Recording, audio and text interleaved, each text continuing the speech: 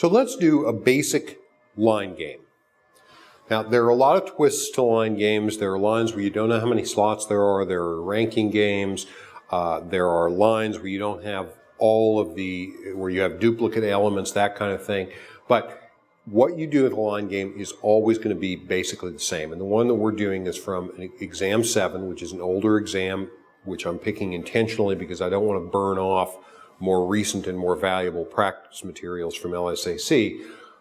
But the way you do a line game will always be the same. So here's the game. We have 7 consecutive time slots for a broadcast, numbered in chronological order 1 through 7. So I draw up 7 little slots. They'll be filled by 6 song tapes, G, H, L, O, P, and S, and 1 news tape, N. Each tape is to be assigned to a different time slot, and no tape is longer than any other tape. The broadcast is subject to the following restrictions. L must be played immediately before O. So I have L right next to O. Second condition, the news tape must be played at some time after L. Now I know that O is immediately after L, and I know that N has to be sometime after. So what I want is, this is my symbol for immediately. They're right next to each other. This long line in between them indicates there's some temporal relationship of before and after, but I don't know exactly what that is. I can't slot those in. Next condition, there must be exactly 2 time slots between G and P, regardless of whether G comes before P or whether P comes before G. So I've got my 2 time slots. I have G and P on either side, but it's reversible. P can come first, G can come first. I symbolize that by putting a little half moon up here to indicate that those are reversible conditions. Now I want to ask myself, all right, they told me certain stuff. What else do I know? Well, I actually know quite a lot because G and P take up 4 slots out of 7 in one configuration or another.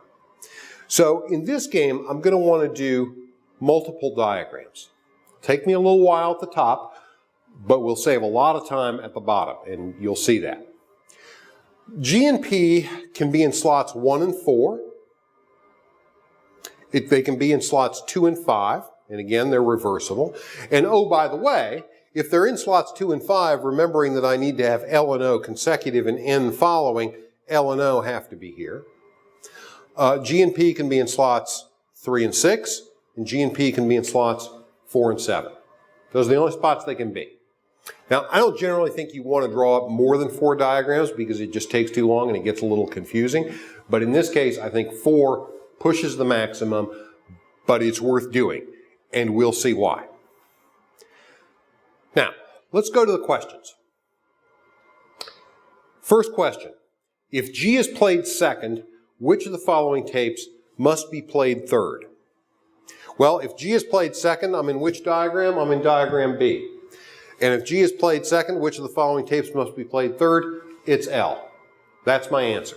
I don't have to read the other 4 choices. I know that L has to be the answer because if G is second, L has to be third. Do I remember exactly why?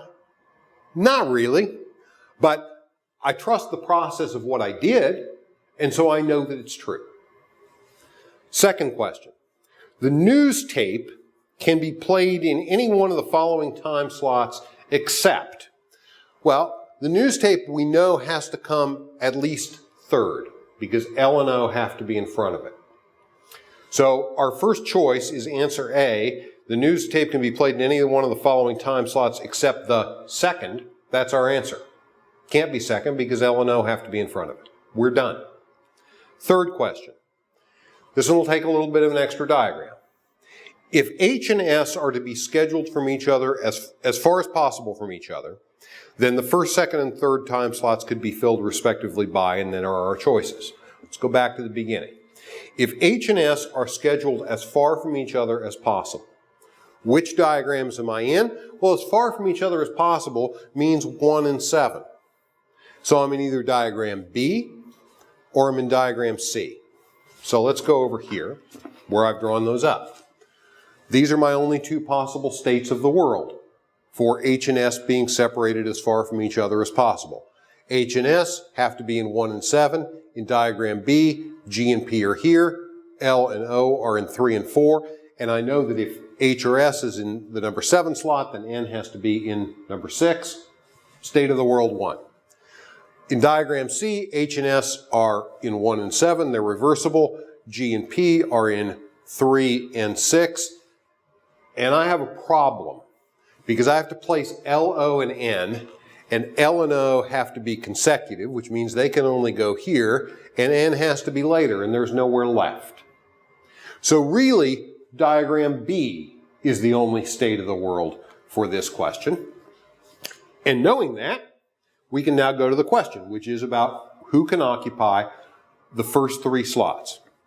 Can the first 3 slots be occupied by G? No. Answer A is gone on the first choice. Can the first, so we're on B, S, G in the news. Can the first slot be occupied by S? Yes, because S and H are reversible. Can the second slot be occupied by G? Yes, so far so good. Can the third slot be occupied by N? No. Choice B is out. Choice C, can the first slot be occupied by H? Yes. Can the second slot be occupied by G? Yes. Can the third slot be occupied by L? Yes. I'm done. If we wanted to go through D and E, we could. D, can the first slot be occupied by H? Yes. Can the second slot be occupied by L? No. Choice E, can the first slot be occupied by L? No. I'm done. But remember, there's only one right answer, and there are 4 wrong ones. As soon as we found the right answer was C, we actually didn't need to pursue D and E because we trusted the process. Question 4. If P is played 5th, which diagram am I in? I'm in diagram B. Question is, L must be played? Well, we already know that. It's 3rd. It's, by the way, the same question as question 1. They just asked it in a different way, but it's exactly the same question. 3rd is choice C. We're finished. Number 5. What's the maximum number of tapes that can separate S from the news? Okay, well, in diagram B and C, we have a maximum number of spots, right? So all we want to do is see if we can get S in the news into those slots. Can I put S here, the news here, and H here? Sure. How many slots are between them? 1, 2, 3, 4, 5. I'm done. That's choice E. Number 6, which of the following is the latest time slot in which L can be played? Okay? Well, we're trying to push L as far to the right as we can. Can we put L, O, and N here in diagram A? Sure, we put H and S here, and if you need to draw this up individually, you should, but it works. So I know that L can be in the 5th slot. Can I put L in the 6th slot? Well, I never can, because O and N have to be 6 and 7. So 5th has to be my answer. It works in answer A, or in diagram A. So I look for 5th in my list of choices. It's answer C. Last question. The time slot in which O must be played is completely determined if G is assigned to which of the following time slots. You know what? That's basically the same question as 1 and 4. We know that O is determined in diagram B, and we know that it's determined if G is either in slot 2 or slot 5. 2 is not a choice. D is 5 is choice D. That's what we pick, and we're done. And that is everything you will need to do in a line game. And the reason the questions went so quickly is because we took the time at the top to draw the base diagram. We blocked it off. We didn't touch it again. If we needed to redraw it, we did it over here. And we just went through the questions. And most of these questions, we didn't even need to read all the choices on because the answer jumped off the page. 3 of them jumped off because of this LO condition in diagram B.